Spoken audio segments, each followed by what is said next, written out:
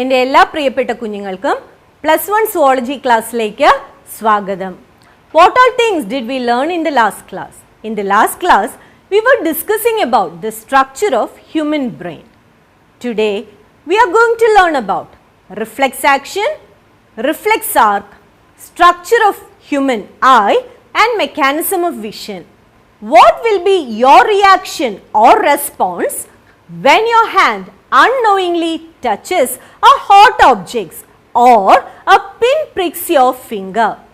നിങ്ങളുടെ കൈ അറിയാതെ ചൂടുള്ള ഒരു വസ്തുവിൽ തൊടുകയോ നിങ്ങളുടെ കയ്യിൽ ഒരു പിന്ന് കുത്തുകയോ ചെയ്താൽ എന്തായിരിക്കും നിങ്ങളുടെ പ്രതികരണം? അതെ, പെട്ടെന്ന് നാം കൈ പുറകിലേക്ക് വലിക്കും, അല്ലേ? In these situations, your reactions are always immediate, involuntary and sudden. ഇങ്ങനെയുള്ള സാഹചര്യങ്ങളിൽ നമ്മുടെ പ്രതികരണം വളരെ വേഗം സംഭവിക്കുന്നു.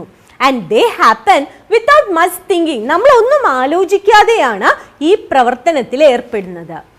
This action is called reflex action. ഇതിനെയാണ് reflex action എന്ന് വിളിക്കുന്നത്. So, what is reflex action?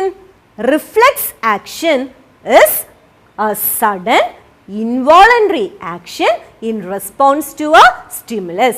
ഒരു സ്റ്റിമുലസിനോടുള്ള വളരെ വേഗവും ഇൻവോളണ്ടറിയുമായിട്ട് നടക്കുന്ന ഒരു പ്രതികരണമാണ് റിഫ്ലെക്സ് ആക്ഷൻ എന്ന് അറിയപ്പെടുന്നത്. So let's watch a video showing the process of reflex action. On hearing the barking sound of a dog or on seeing a dog trying to chase you, what will you do? You will start running. This sudden involuntary response to a stimulus is called reflex action. The pathway of neural impulses in a reflex action is called a reflex arc.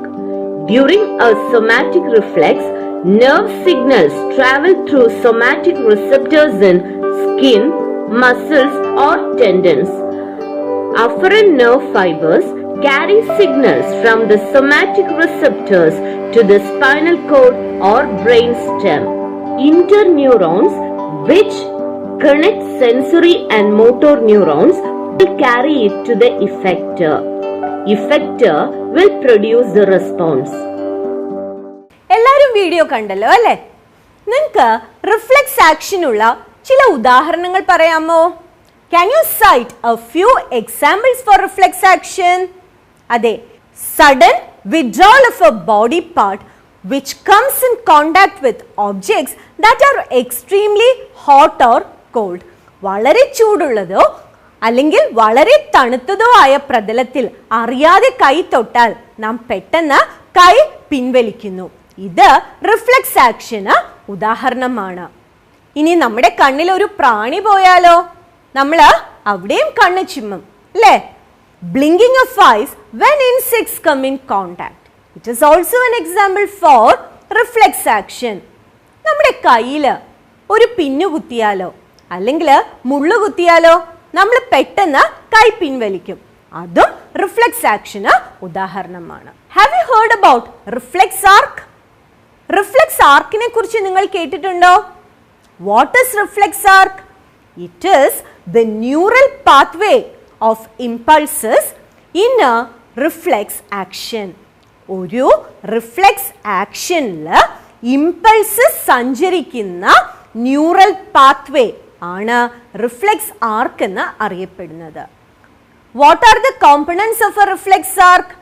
Reflex arc includes a receptor organ, a sensory neuron or afferent neuron, intermediate or connector neuron, a motor or efferent neuron and an effector organ. Reflex arcന്റെ components ഏതൊക്കെയാണ്?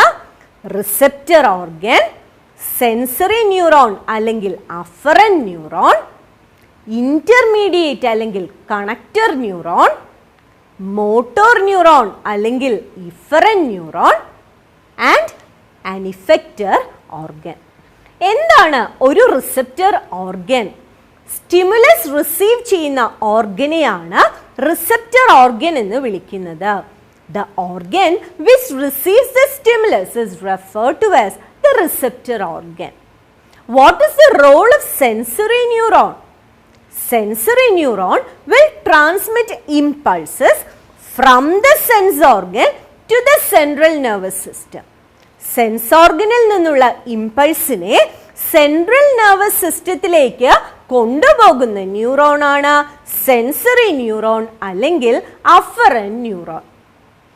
Sensory neuron കഴിഞ്ഞ് നമ്മൾ ഒരു intermediate ന്യൂറോണിന്റെ കാര്യം പറഞ്ഞു. Intermediate ന്യൂറോണിന് മറ്റൊരു പേരും കൂടിയുണ്ട്, connector neuron. പേര് സൂചിപ്പിക്കുന്നത് പോലെ തന്നെ രണ്ട് ടൈപ്പ് ഓഫ് ന്യൂറോൺസിനെ തമ്മിൽ കണക്ട് ചെയ്യുന്ന ന്യൂറോണാണ് ഇന്റർമീഡിയറ്റ് ന്യൂറോൺ അല്ലെങ്കിൽ connector neuron. Intermediate or connector neuron connects sensory neurons and motor neurons. Sensory ന്യൂറോൺസിനെയും മോട്ടോർ ന്യൂറോൺസിനെയും തമ്മിൽ കണക്ട് ചെയ്യുന്ന ന്യൂറോണാണ് ഇന്റർമീഡിയറ്റ് ന്യൂറോൺ അഥവാ connector neuron.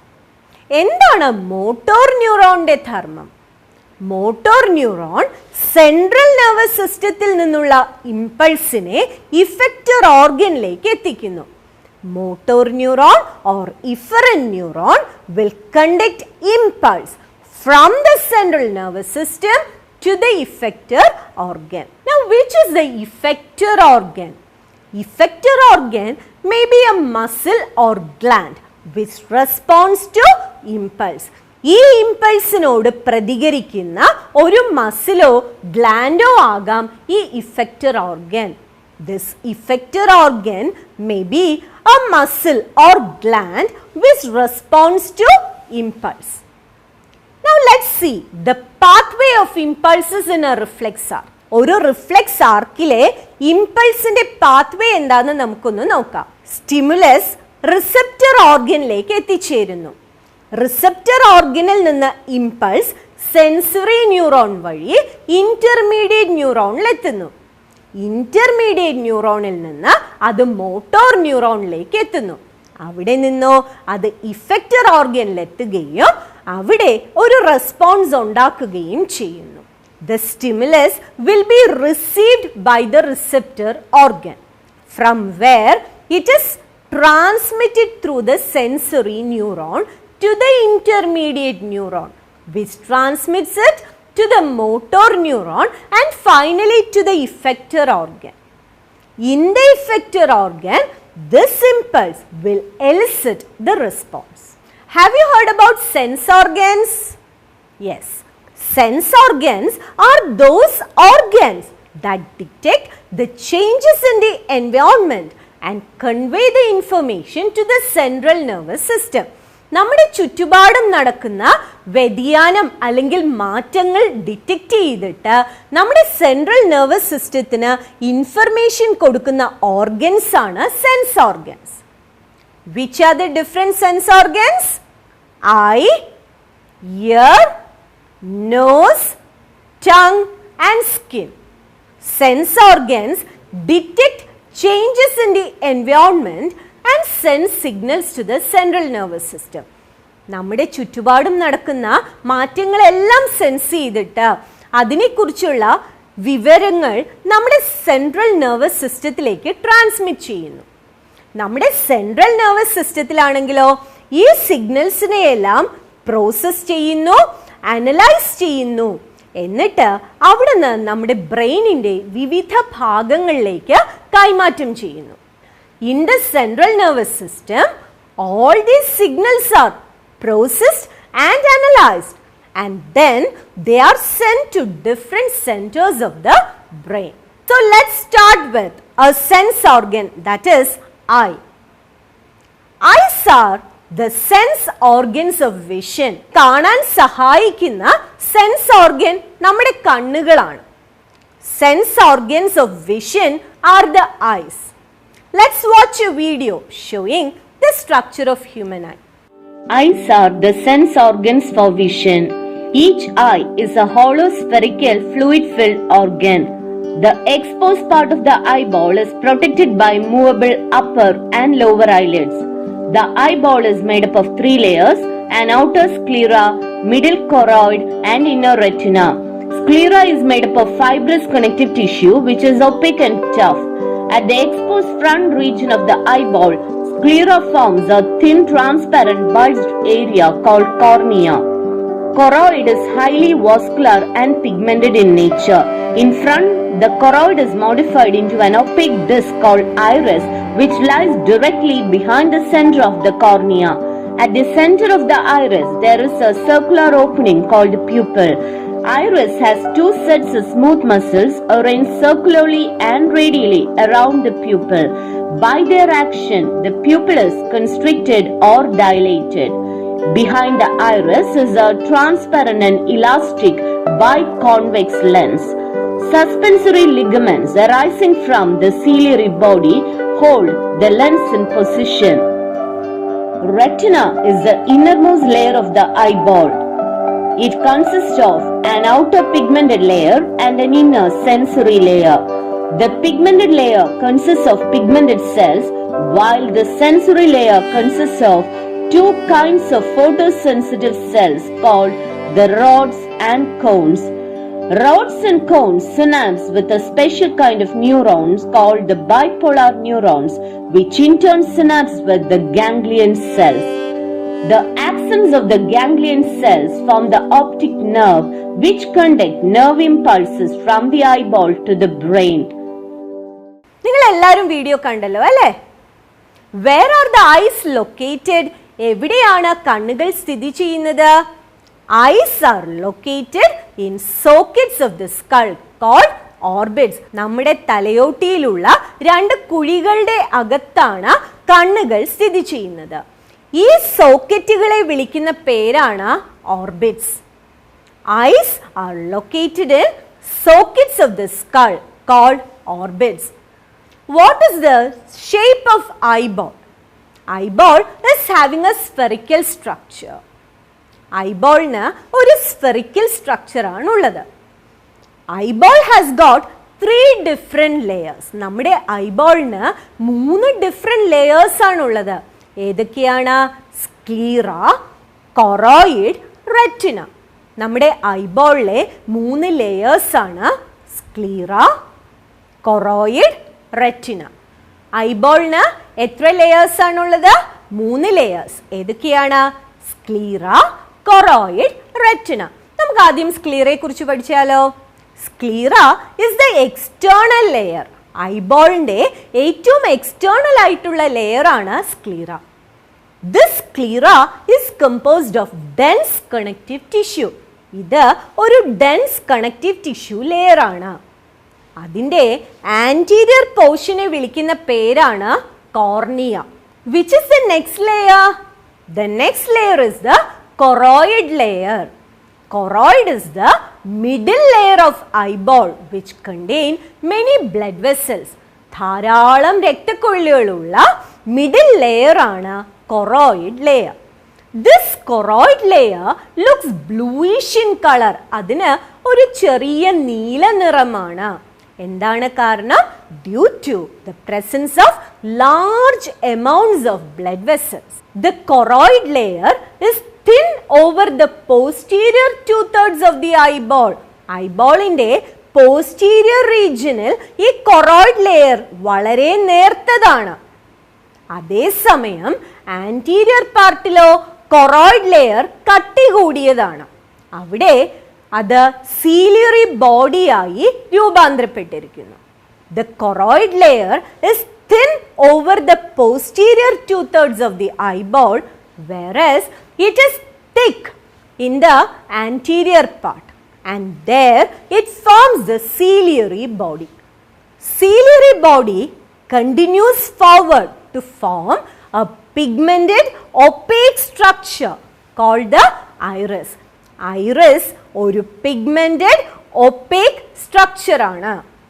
Iris is the visible colored portion of the eye. നമ്മുടെ കണ്ണിൽ കാണുന്ന colored ആയിട്ടുള്ള portion ആണ് iris. Iris is the visible colored portion of the eye. Next part is the lens. Eyeball contains a transparent crystalline lens. Eyeball transparent ആയിട്ടുള്ള ഒരു crystalline lens ഉണ്ട്. ഈ ലെൻസിനെ തൽസ്ഥാനത്ത് നിലനിർത്തുന്നത് ലിഗമെന്റ്സ് ആണ്. ഈ ലിഗമെന്റ്സ് എവിടെയാണ് അറ്റാച്ച് ചെയ്തിരിക്കുന്നത്? അത് സീലിയറി ബോഡിയിലാണ് അറ്റാച്ച് ചെയ്തിരിക്കുന്നത്. The lens is held in place by ligaments which are attached to the ciliary body. Ciliary ബോഡിയിൽ അറ്റാച്ച് ചെയ്തിട്ടുള്ള ലിഗമെന്റ്സ് ആണ് ഈ ലെൻസിനെ തൽസ്ഥാനത്ത് നിലനിർത്തുന്നത്. ഐറിസിന് ഒരു സെൻട്രൽ ഓപ്പണിംഗ് ഉണ്ട്. ആ ഓപ്പണിങ്ങിന്റെ പേരാണ് pupil. Iris has a central opening called the pupil.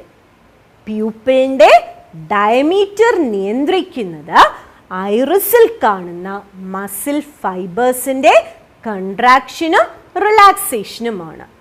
The contraction and relaxation of muscle fibers in the iris will control the diameter of the pupil. The next region is the retina. Retina is the innermost layer of eyeball. Eyeballന്റെ ഏറ്റവും ഉള്ളിലെ layer ആണ് retina. റെറ്റിനയ്ക്ക് 3 layer കോശങ്ങളാണ് ഉള്ളത്. അവ ഏതൊക്കെയാണെന്ന് നോക്കാം. Starting from inside to outside, it is ganglion cells, bipolar cells and photoreceptor cells. നമ്മുടെ ഐബോളിന്റെ ഏറ്റവും ഇന്നർമോസ്റ്റ് ലെയർ ആണ് റെറ്റിന. റെറ്റിനയിൽ 3 ലെയർ സെൽസ് ആണ് ഉള്ളത്. അതിൽ ഏറ്റവും ഉള്ളിൽ കാണുന്ന സെല്ലാണ് ഗാംഗ്ലിയോൺ സെൽ. ഗാംഗ്ലിയോൺ സെല്ല് കഴിഞ്ഞാൽ ബൈപോളാർ സെല്ല് കാണപ്പെടുന്നു. ഏറ്റവും പുറമേ കാണപ്പെടുന്ന സെൽസ് ആണ് photo receptor cells. How many types of photo receptor cells are there? There are 2 types of photoreceptor cells. എത്ര തരം ഫോട്ടോറിസെപ്റ്റർ സെൽസ് ഉണ്ട്? 2 തരം ഫോട്ടോറിസെപ്റ്റർ സെൽസ് ആണ് ഉള്ളത്. അവ ഏതൊക്കെയാണ്? Rod cells and cone cells. 2 types of photoreceptor cells are there and they are the rod cells and cone cells. What do they contain? They contain the light sensitive proteins called the photopigments. ഈ photoreceptor cellsൽ എന്താണ് ഉള്ളത്? photoreceptor cellsൽ ചില light sensitive proteins കാണപ്പെടുന്നു. ഈ light sensitive പ്രോട്ടീൻസിന്റെ പേരാണ് photopigments. First we'll study about rod cells. Rod cells contain a purplish red protein called rhodopsin or visual purple.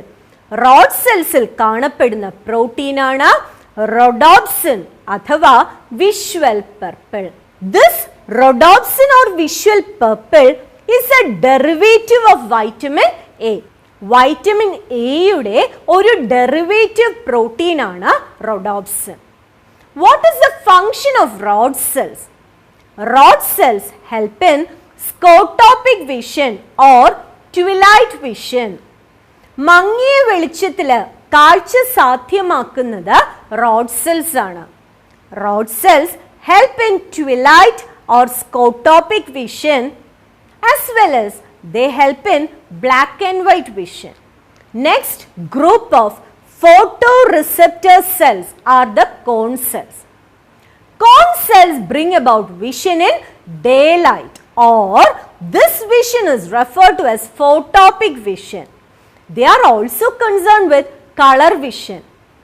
Color vision സഹായിക്കുന്നതും പകൽ വെളിച്ചത്തിലെ കാഴ്ചയ്ക്ക് കാരണമാകുന്നതും ഈ കോൺ സെൽസ് തന്നെയാണ്. Cone cells bring about vision in day light as well as they help in colour vision. നമ്മുടെ കണ്ണിൽ 3 തരത്തിലുള്ള കോൺ സെൽസ് ആണ് കാണപ്പെടുന്നത്. റെഡ്, ഗ്രീൻ ആൻഡ് ബ്ലൂ ലൈറ്റ്സിന് റെസ്പോണ്ട് ചെയ്യുന്ന ഫോട്ടോ പിഗ്മെന്റ്സ് ഉള്ള കോൺ സെൽസ് ആണ് നമ്മുടെ കണ്ണിൽ ഉള്ളത്. In the human eye, there are 3 types of cones which possess their own characteristic photopigments that respond to red, green and blue lights. The sensations of different colors are produced by various combinations of these cones and their photopigments. നമ്മുടെ കണ്ണിൽ കാണുന്ന ഈ കോൺ സെൽസിൻ്റെയും അതിലടങ്ങിയിരിക്കുന്ന photo പിഗ്മെൻസിൻ്റെയും വിവിധ കോമ്പിനേഷനുകളാണ് നമ്മളെ വ്യത്യസ്ത തരത്തിലുള്ള നിറങ്ങൾ sense ചെയ്യാനായിട്ട് സഹായിക്കുന്നത്. ഈ എല്ലാ കോൺ സെൽസും ഒരുപോലെ സ്റ്റിമുലേറ്റ് ചെയ്യപ്പെട്ടാലോ ഏത് നിറമായിരിക്കും നമുക്ക് കാണാൻ സാധിക്കുക? അതെ, ഒരു വൈറ്റ് കളർ ആയിരിക്കും നമുക്ക് കാണാനായി സാധിക്കുക. നമ്മുടെ കണ്ണിൽ കാണുന്ന ചില പ്രത്യേക റീജിയൻസിനെ കുറിച്ചാണ് ഇനി നമ്മൾ പഠിക്കാനായി പോകുന്നത്. First one is blind spot. Slightly above the posterior pole of eyeball, there is a region where optic nerves leave the eye and retinal blood vessels enter the eye. നമ്മുടെ ഐബോളിൻ്റെ പോസ്റ്റീരിയർ പോളിൽ ഒരു പ്രത്യേക റീജിയൻ ഉണ്ട്. എന്താണ് ആ റീജിയൻ്റെ പ്രത്യേകത? ആ റീജിയനിലാണ് optic nerves കണ്ണിൽ നിന്ന് ഇറങ്ങിപ്പോകുന്നത്, ബ്ലഡ് വെസൽസ് കണ്ണിലേക്ക് എൻ്റർ ചെയ്യുന്നത്. At the region where optic nerves leave the eyeball and retinal blood vessels enter the eyeball, photoreceptor cells are absent. This region is referred to as the blind spot. Another region that is present in our eye is the fovea. Blind സ്പോട്ടിൻ്റെ lateral റീജിയനിലായി ഒരു yellowish pigmented spot ഉണ്ട്. ആ റീജിയൻ്റെ പേരാണ് macula lutea. Macula ലൂട്ടിയയെ yellow spot എന്നും വിളിക്കുന്നു. അതിന് ഒരു സെൻട്രൽ പിറ്റ് ഉണ്ട്. ആ പിറ്റിൻ്റെ പേരാണ് fovea. Lateral to the blind spot there is a yellowish pigmented spot called the macula lutea or yellow spot, and there is a central pit in the macula lutea which is referred to as the fovea. Blind spot inde lateral region layi oru yellowish pigmented spot undu. ആ റീജിയൻ്റെ പേരാണ് macula lutea. അതിന് ഒരു central pit ഉണ്ട്. അതാണ് ഫോവിയ. ഇവിടെ cone cells മാത്രമേ കാണപ്പെടുന്നുള്ളൂ. And they are densely packed in the fovea. Greatest resolution ഉള്ള ഏരിയയാണ് ഫോവിയ. ഏറ്റവും കീനായിട്ടുള്ള വിഷൻ്റെ സ്പോട്ടാണ് ഫോവിയ എന്ന region. Fovea is the point where the visual acuity or resolution is the greatest. It is the point of keenest vision. Aqueous chamber. കോർണിയയുടെയും ലെൻസിൻ്റെയും ഇടയിലായി കാണുന്ന space ആണ് aqueous chamber. ഈ aqueous chamberൽ ഒരു തിൻ വാട്ടറി ഫ്ലൂയിഡ് ഉണ്ട്. അതിൻ്റെ പേരാണ് aqueous humor.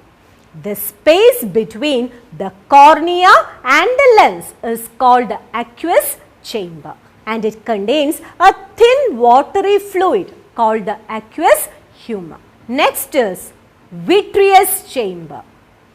ലെൻസിൻ്റെയും റെറ്റിനയുടെയും ഇടയിലായി കാണുന്ന സ്പേസ് ആണ് vitreous chamber. It is filled with a jelly like material referred to as vitreous humor. The space between the lens and the retina is called the vitreous chamber. It is filled with a jelly-like material called vitreous humor. ലെൻസിൻ്റെയും റെറ്റിനയുടെയും ഇടയിലെ space ആണ് vitreous chamber. അതിൽ കാണപ്പെടുന്ന gel like material ആണ് vitreous humor. Now let's study the mechanism of vision. Light rays from an object will pass through the cornea and lens. These rays will be focused on the retina of the eye. Retina contains two types of cells, as we have already learned, rod cells and cone cells. Rods and cones contain photopigments, which are conjugated proteins, and they are composed of opsin and retinol. What happens to these when light falls on them? light will induce dissociation of retinol from opsin. This will result in changes in the structure of opsin, which in turn cause a change in membrane permeability. It generates an action potential which is carried by bipolar neurons and ganglion cells and transmitted by the optic nerve to the brain, that is the visual cortex of the brain, where the impulses are analyzed and the image is recognized. What all things did we learn today?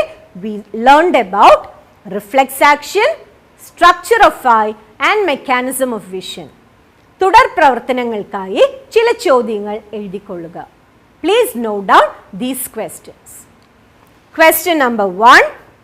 Draw a flow chart of reflex action with an example of knee jerk reflex. Question number 2. Write notes on blind spot, fovea and 2 chambers of eye cavity. Question number 3. Prepare a flow chart showing mechanism of vision. ഇന്നത്തെ പാഠഭാഗത്ത് നിങ്ങൾക്ക് എന്തെങ്കിലും സംശയമുണ്ടെങ്കിൽ അത് ദൂരീകരിക്കുവാൻ നിങ്ങൾക്ക് നിങ്ങളുടെ അധ്യാപകരുടെ സേവനം തേടാവുന്നതാണ്. വീണ്ടും ഒരു പുതിയ ടോപ്പിക്കുമായി നിങ്ങളെ കണ്ടുമുട്ടുന്നത് വരെ എല്ലാവർക്കും നന്ദി, നമസ്കാരം.